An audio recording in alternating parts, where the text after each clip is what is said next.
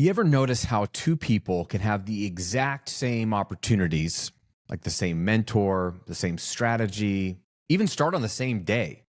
And one of them explodes in their business and their wealth while the other barely survives. So I used to think that the difference was skill, timing, luck, personality, but it's not. And after years of coaching entrepreneurs, I finally figured out what actually separates the ones who get rich from the ones who stay stuck. And once I saw it, I could see it everywhere. So in this episode, I'm going to show you the invisible chain reaction that determines everything. And it all comes down to 4 simple words that explain why some people win and others don't. So this past week, I was at a mastermind event here in Clearwater, Florida, and there was a bunch of pretty high-level entrepreneurs in the room. Everybody in the room was making at least $20,000 a month, I think, to even get in the room. But there are multimillionaires in the room, and then there's some people that are starting new businesses, or maybe they have a good income and that's what got them in the room, but they're starting a business from zero. And so there's a wide variety of people, but they're all high-level thinkers. They've all paid a price to be there. They're all taking it seriously. They all really want to win. And I love going to events because as an entrepreneur, that's a solopreneur, that's also an introvert, I tend to work by myself more often than not. And so I don't get out very much. And so when I do, it's great to see other people, share what's working, best practices, hear what people are excited about in their industry, see if I can learn something from their industry, see if I could share something from my industry, or if we're in the same industry, how can we support each other, get on each other's podcasts, things like that. And so I just love idea generation and having my mind expanded in these rooms. And so you're spending time during the breaks and at the meals and in the evenings at the restaurant, at the bar, wherever, getting to know some of these people and finding out, why are you here? What are you excited about? What are you hoping to get out of this? And there's a wide variety of people in the room. There's one gentleman in particular that it was stuck in my mind, something he said, and I just couldn't get out of my head. And that's why I was like, I have to talk about this when I get back on my podcast. And it's not just him, he sparked me seeing this in a bunch of other people I literally know, and then the type of person that I see. And the conversation went like this. Hey, what are you excited about right now in your business? And he said, man, I'm really excited about finally getting things off the ground, launching my new offer. I might launch my challenge. I haven't gotten really started yet, and I'm so excited to get started. I said, oh, cool. Are you new to this mastermind? And he said, no, I've been in it for a year. I said, you've been in it for a year? Yeah. And by the way, you have to pay $55,000 to get into this program. And so he's coming up at the end of his year, and he hasn't launched his business, basically. And I said, hey, can I ask you a question? He said, sure. I said, you've been in this program for a year. Why haven't you launched yet? What's going on? And he said, well, I think I'm just waiting until I have all the right systems set up, get the funnel ready, get, the top of funnel lead magnet or ad ready, make sure my challenge is dialed in. Once I have all those systems ready, then I think I'll be ready to go. And so I said, hey man, can I coach you for a second? He said, sure. I said, I don't think that's the case. I think that's what you tell yourself, but I don't think that's the case. In fact, if you don't do something like this week, I'm afraid you're never going to launch. And this will have been a giant waste of your money and your time, even worse than wasting your money. And then we got called back to our seats. I never really got to follow up in the conversation, and he may have been offended or whatever. What do you know? And I don't know what he thought because I didn't get to close the loop on that. But this is what was really going on with that gentleman. Because in this same room, other people have paid the same amount of money that were in a very similar financial situation to him a year ago. These same people have generated millions of dollars this year. Myself included.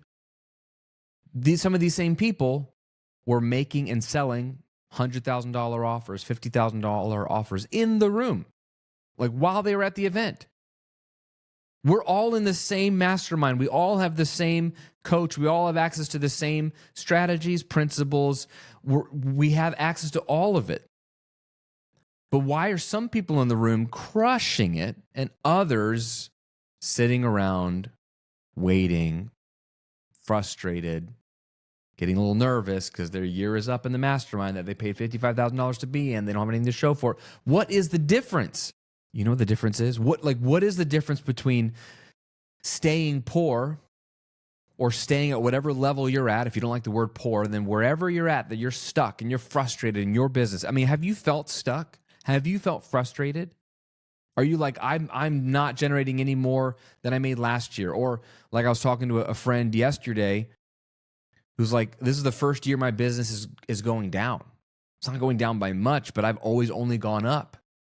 And it's actually going down. Like, if you feel stuck and you're like looking over here at these successful, rich people, whatever you define as that, and saying, I wish I could be like them. Must be nice. Wish I had more money. Everything they touch seems to turn to gold or work or whatever. Do you know what the difference is? Because it's not opportunities. It's not talent. It's not skill. It's not like credentials or your degrees. Because I'm seeing it in the same room with the same people in the same industry with the same amount of ability and the same mentor and the same access to the same strategies that work. I know they work because they work for me. What's the difference? One word, I'm going to tell it to you. I'm going to unpack it, and then I'm going to give you a 4-step strategy for how this works, but it's really a single-step strategy, but there's a 4-part framework. Listen to me here. This is it. Like, I finally figured out this is the difference.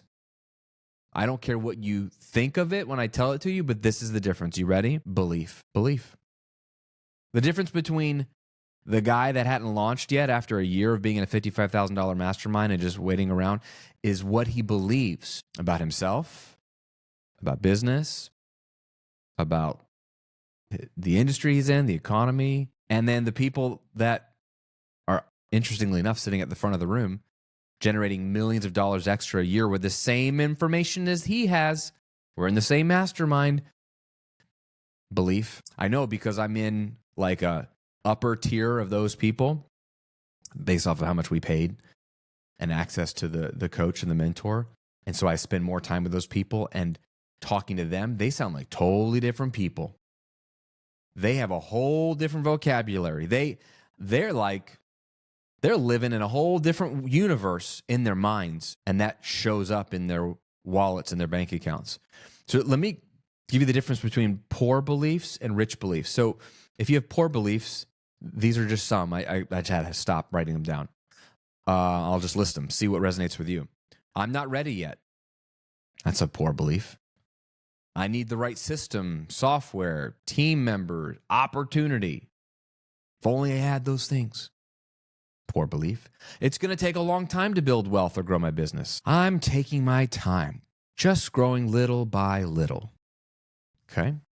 It's another poor belief. I'm not good enough, or I'm not credible enough, or talented enough, or boisterous enough, or pretty enough, or whatever enough. Fill in the blank. It's a poor belief. Oh, here's one. Business is just hard, if you say so. Or life is hard. Yeah, it's hard for everybody. What kind of belief is that? Making money is hard. If you want to believe that, here's one. I've literally heard this. I don't want too much money, just enough for me and my family. Can we pause there for a second? This is one of the most selfish and harmful statements or beliefs to have. I don't want too much money, whatever that means. But the other part, I want just enough for me and my family. How selfish. I don't want just enough for me and my family. I want extra so I can give it away. Anyway, I'm getting ahead of myself. Do you see how you're never going to be rich if you literally are telling yourself, I don't want too much money. I want just enough. Okay. Here's one. The reason people would say the last one is because they believe this one. Wealthy people are evil, selfish, or they must have done something bad or manipulative to get that wealth. Now, some people will explicitly say this. Not many people, because it sounds kind of crazy to just say it out loud. because we at our core know that that's actually not true, but fundamentally we live as if that is true, and we kind of keep it inside like, yeah, wealthy people are evil. And our culture propagates this because who are all the bad guys in the movies? Rich people, usually entrepreneurs. And who are the bad guys in the news? All the billionaire entrepreneurs. Now, some wealthy people are evil. Heck yeah. There's also some evil poor people, y'all. And some billionaires are total jerks. There's also some incredible billionaires like David Green from Hobby Lobby, who gives away half of their profits, which is like $4 billion a year. He's technically a billionaire, but he only takes like a $200,000 a year salary. Homeboy's just been giving it away for decades and employing hundreds of thousands of people. So we got to be very careful about what we say and what we believe. And then here's one, we'll end with this last poor belief. Life and money are limited. There's only so much money, opportunities, customers, Instagram views, YouTube subscribers, fill in the blank, to go around. There's only so much to go around. Now, if you believe any of these, or have felt these, or have said these, or have thought these beliefs, I'm not calling you out. I'm just shining a light on what's true. The reason you have believed these things, if you do, is because it's not an accident. This is literally how our culture has programmed you and me to believe. Like, think about it. Our culture tells you through movies, through the media, through government, that wealth is evil, that there's not enough to go around, life is hard, making money is hard. If you made money fast, there's something wrong with you or something shady. Like, you've been programmed to be fearful, to think small, to think poor. But the question is, like, if you have experienced any of those beliefs, even one of them, how's that working for you? Do you like how your life has turned out? Do you like what those beliefs manufacture? Because, again, I'm in the same room, two different types of entrepreneurs. In one part of the room, there's entrepreneurs in the same room with the same access to the same material, the same coach. We're at the same event, learning the same things. We have access to the same opportunities. Some are using that to make millions and others haven't started yet. What is the difference? Beliefs. Because the people that are using that information to make millions have rich beliefs. Here's some examples of rich beliefs. Action takers or money makers. I say this all the time to people. If you want to make money, take action. Action takers are money makers, not the smart people in the room, not the most credible people. The action takers are money makers. I love this one that Myron Golden says, wealth has a need for speed. Jump on opportunities. Jump on opportunities. There's too many people that see a trend or a shift in the marketplace, or they have this gut feeling they should go in a direction, and they do the opposite of what they should do. What they should do is they should just go. Jump on it. But what they do is they play it safe, air quotes, and they sit back and they watch and they miss a window. Now, I'm not saying this to make you feel like a whole bunch of FOMO. I don't think you should just do random rash stuff, but most of the time, the entrepreneurs I coach, they know what they should do. They just wait a little bit, feel it out. Dude, I am not the smartest person in the room, so I just go. I just go. That doesn't mean working hard or working a lot. I go quick. I implement fast. The faster you implement, the faster you win, the faster you get rich. Because think about it.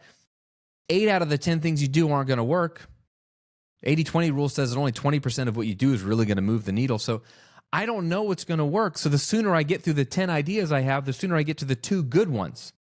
If you're taking your time, getting the right systems and the right format and the right messaging and the right landing page, like template and color, the exact right price for your offer before you go, like, bro, months, maybe years will go by. You haven't even implemented idea 1, and that could be the first of 8 bad ideas. Go quick.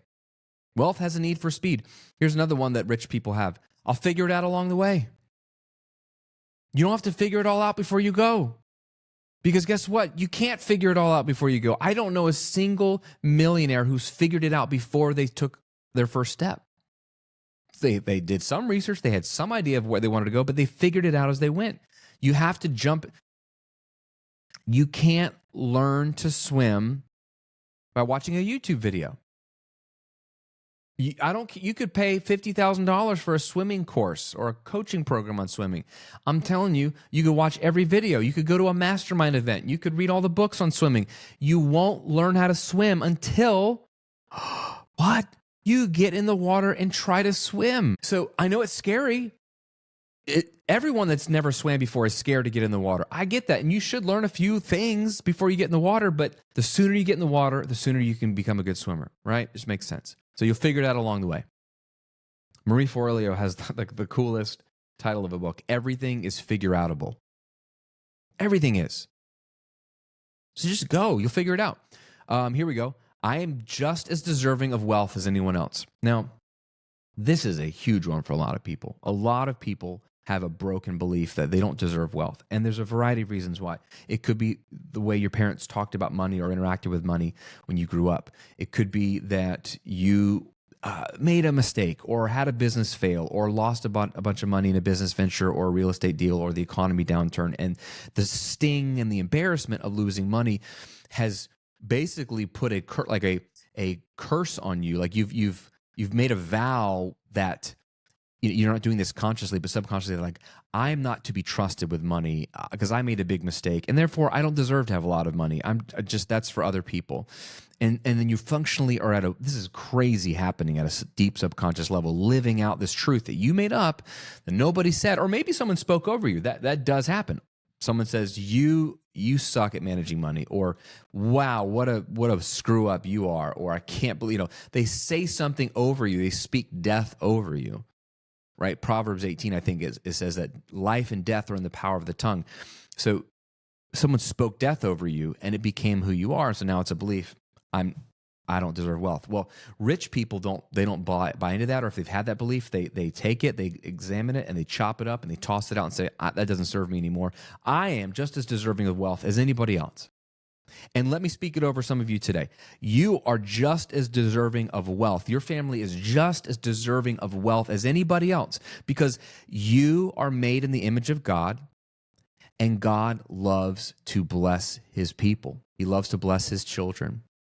Now, wealth isn't the only definition of blessing, but it is one of the results of blessing, especially if you look in the scriptures. All the people God loved, many times, if not most of the time, one of the ways it was represented in how he blessed them was wealth. You would have a lot of children, or if your family was the wife was barren, she'd be able to have kids. It would be long life. It would be status. It would be peace, maybe in their kingdom. And a lot of times it was wealth. Like you can't deny that wealth is a byproduct of blessing. So you were deserving of that just as much as anybody else, because everybody else let's say in the Bible, for example, that got wealthy because God blessed them, they were all jacked up. They were all jacked up. Like Abraham was a liar, and David was a murderer and an adulterer, and Solomon had a bajillion wives and concubines, and like everybody screwed up. Everybody screwed up, but God blessed them anyway. We're all messed up. So in one sense, none of us deserve anything. And in this other sense, you are just as deserving as anybody else to be wealthy. So let me just speak that over you. Here's another rich belief. The more money I make, the more good I can do in the world. Why would I ever want to say, I just want to make enough for me and my family? Talk about selfish. Talk about living in like the smallest, like blinders on kind of world, where the only people that matter are my family, my kids, my wife, my husband. Like, that's not being humble. That's not being content. That's being small-minded and selfish. You were not put on this earth to live for yourself. You were put on this earth, I believe, to glorify God and to serve humanity. Serve other people. Love people. Take care of people.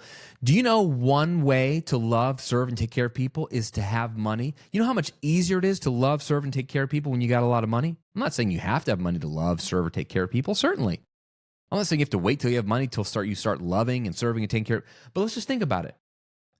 Every nonprofit, every 501c3, every ministry, every incredible organization helping the hardest hit, the most in need people in our society, doing the best work, the most noble work. Where do they get their money? Like literally, who's funding them? Rich people. Like people who have extra money. Like, how do you think they continue to do that good work in the world? And I'm not trying to get political, but where is our government getting the money to pay for people's groceries through SNAP, the food stamps program, or disability, right? Or any of these other programs, Medicare, Medicaid? Like, where's the government getting this money to take care of people that need to be taken care of? And I know that people need to be taken care of in our society. I was one of those beneficiaries. 2009 to 2011, me and my family were on food stamps for 18 months. The government paid me $500 a month for groceries. So I know what it's like to be a beneficiary of that. I'm very grateful. But where does the government get that money? They tax rich people. And the whole country is like, tax the rich more. I'm like, the rich are already paying the most in taxes. I don't care what you've heard. We are paying the most in taxes. And I don't want to pay more than I have to pay, but I'm happy to pay my taxes because I'm grateful to live in the greatest country in the world, in my opinion, where I have the most opportunity in the world. And I've been a beneficiary of government programs. Now, I have a lot of issues with how wasteful our government is with my tax dollars, so I don't want to give them more than they need. I would rather the government not take my money, like Robin Hood, take it from the rich, steal it from the rich, and give it to the poor. I would rather not steal it from me, which is what they're doing through taxation, way over taxation. Just look at the history of our country. We were never taxed this much. I would rather the government trust me to be a good freaking citizen and give it to people who need it. That's what my wife and I do. And the government actually incentivizes this. They do give you a tax write-off when you make charitable donations. So my wife and I give hundreds of thousands of dollars away every single year to organizations locally, nationally, and around the world, both Christian and non-Christian. I don't like both, to help people. That's the way God designed it, by the way. Blesses people. If you follow God's principles, you will build wealth, and then he commands you, hey, take care of the people that need it. That's what we should be doing. So I believe that the more money I make, the more good I can do in the world. That has certainly been the true statement for my family, my life. The more I've made, the more good I've been able to do. And this is not bragging, but like just to give you ideas of what this looks like. You don't have to just give to organizations and not really know what's happening. You can just straight up give to people and not worry about the tax write-off. For example, I have paid off people's student loans. I have paid and funded people's adoptions. I have bought cars for a family of 6 that was in need that had no air conditioning in a broken down car here in Florida. I've helped pay for people's down payments on a house. I bought a house for somebody. I mean, you can do some really cool things. You can also just pay for someone's dinner at a restaurant that's having a hard day, or pay for someone's groceries behind you in the grocery aisle, or pay for someone's Starbucks behind you in the drive-thru. I mean, you could do anything, big or small, it doesn't matter. But you can't do that if you don't have extra money. Well, I just want just enough for my family. Just enough for me and my family. How selfish is that? How small-minded is that? What if you thought, hey, the more money I make, the more good I could do? That's a much more powerful belief. Here's another rich belief. The sooner I make money, the sooner my money can make me more money. This is what investing is, by the way, friend. You can work and make money. You can run your business and make money. And I encourage you to do that, and I do that. But then when you make more money than you need and you take some of that money and you invest it in other income-producing assets, stocks, real estate, other people's companies, a lot of different opportunities, right? Then your money can make money without you having to be involved. And then there comes a point where your money makes more money than you do when you go to work. That's called financial freedom. So the sooner you accumulate more excess cash, the sooner you can invest that excess cash, the sooner that can start to compound, the sooner you can have your money making you even more money, which helps with all these other things, and you can do even more good in the world.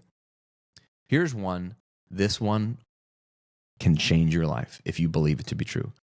Opportunities come when I'm in motion. You see, what most people do is they wait around looking for that right opportunity. If only that right opportunity would come find me.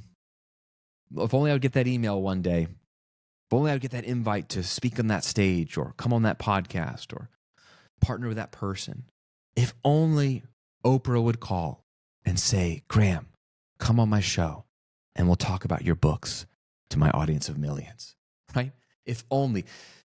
That is a poor belief if you just wait around for opportunities to come. Rich people think totally differently. They believe opportunities will come inevitably. I don't know which ones. I can't manipulate them or force them, but they will come inevitably once I'm in motion. Jesus said it this way in Matthew 7, seek and you will find what you're seeking for. That whole passage in general is all about action. Ask and it'll be given to you. Seek and you will find. Knock and the door will be open. Well, if you don't go seeking and knocking, you're not going to find or have open doors. Open doors don't just open by themselves, and they don't come and find you. There's no doors that come over to you and then pop open and say, here I am. You got to be in motion. So rich people think about that. They're like, I'm just going to get in motion. I'm going to jump on in the water because that's when I'm going to find opportunities. Here's one. Making money is easy and fun. In fact, it's a game. It is a game, by the way. It's just like Monopoly or whatever game you prefer.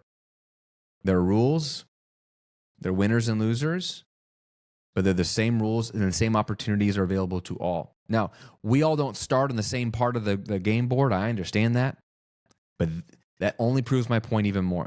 Some of the wealthiest, most successful people in this country started further back than you and me. But because the way our capitalistic society is set up, anyone can win. Anyone can win if, and here's the big if, they serve people powerfully and take massive action. The whole system is set up for you to win if you serve people powerfully and take massive action. That's it. It's not based off of your family, where you were born, who you know. Sure, those things can help. Take advantage of whatever opportunity you have, my friend. But that's not the game. That's not the system. The system that if you live in America and countries that are set up like America, the system is set up for you to win. I don't care what people tell you. I don't even care what you believe. Probably if you're feeling poor or stuck, it's because you believe the opposite. You believe that the system is rigged against you. You believe that they're out to get you. It's the government. It's the rich people. It's capitalism. It's all bad. Bro, no wonder you're poor. Because you've been fed a bunch of lies that are designed to keep you down. Like, this is the crazy thing. You don't have to move somewhere else. You don't have to vote someone else in office to have the life you want. That's all victim mentality. It's all because of them out there that I don't have what. Bro, no, take ownership. You have every opportunity that everyone else has to go from completely poor and destitute, uneducated, to a billionaire. Like, that story has happened so many times because the system is set up for you to win if you play by its rules. But you got to play the game and stop complaining. So rich people think, hey, making money's easy. And not only is it easy, it's fun. It's really fun. And here's the biggest rich belief of them all. Life is abundant, and there is an infinite amount of wealth to be had if only I would go looking for it. If you believe that life is limited, life is lack, life is scarcity, there's a finite amount of resources, then one of two things will happen. You'll either fight and crawl and bite and scratch and stab people in the back and do whatever it takes to look out for number one to get your fair share. Or you won't do anything and you've already given up because you believe it's too late for you. Too many people have already taken a big slice of the pizza pie and there's not much left. So why even try? And then you become a victim. Neither of those choices are acceptable in my book, nor are they the only choices. You have a choice to believe something completely different about the world that you live in. You could choose to believe the truth, by the way, that there's an infinite amount of money and resources and opportunities out there, and they're available to you. They're available actually to anybody. They don't discriminate. But you have to go looking for them. You have to believe that you are worthy of them, and you have to believe that your life is well spent if you take action and massive steps towards it. Does this make sense? Those are two different worlds. The poor beliefs I just listed and the rich beliefs I listed.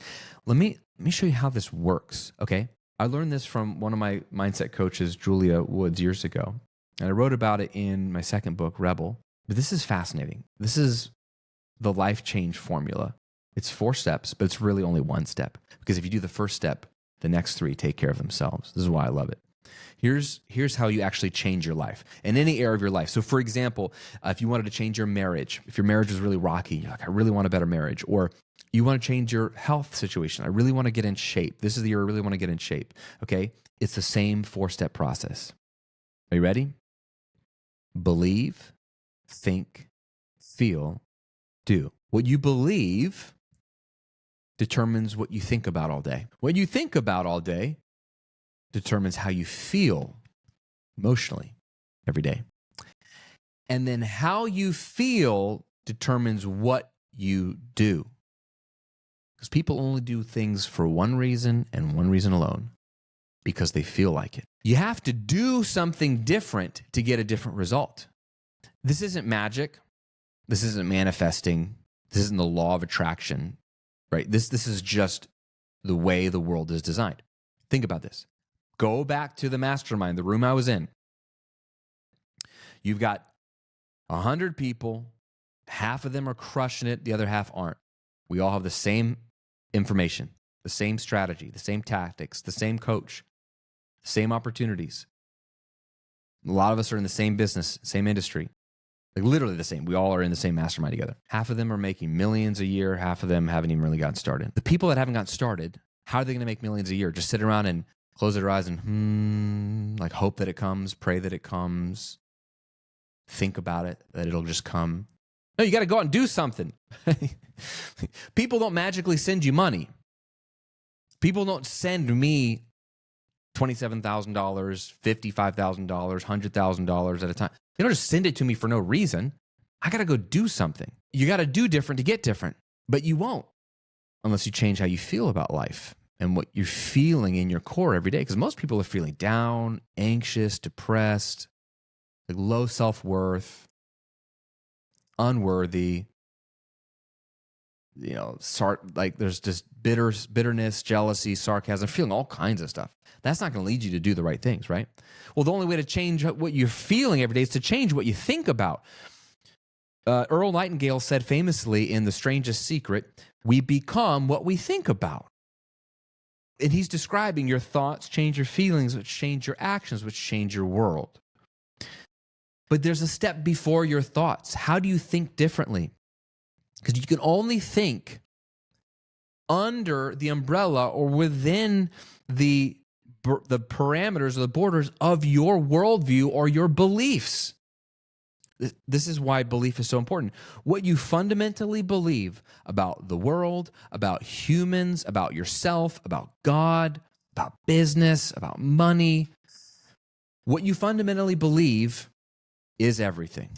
Absolutely everything. It is what determines what goes on in your brain all day long. Negative thoughts versus positive thoughts. Thoughts of abundance versus thoughts of scarcity. Thoughts of comparison and bitterness and resentment and jealousy versus thoughts of empowerment and support and collaboration and creativity and innovation, possibility. Like your brain is a freaking like wealth creation machine, a life-changing machine. But you have to give it direction, and your beliefs give it direction. So think about it like a car with a souped-up engine. It can go really far, really fast, and take you to beautiful places. But your beliefs determine which street you're on. Okay? It determines what angle you're going to take with your car.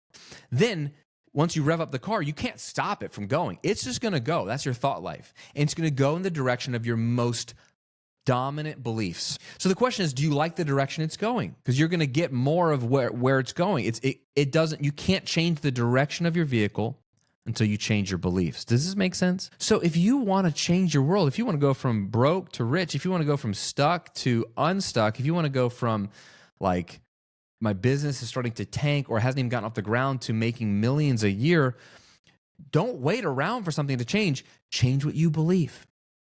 That'll change your thoughts, what you think about all day, which will change what you feel all day, which will change what you do all day. Because if you try to do it the opposite direction, like, oh, I'm just going to do different, you'll only do as far as your beliefs allow you. Because Go back to that room, that mastermind. Everyone in that room knows what to do. We all have the same coaching program and the same coach. We all know exactly what to do in that room. And so do you, by the way.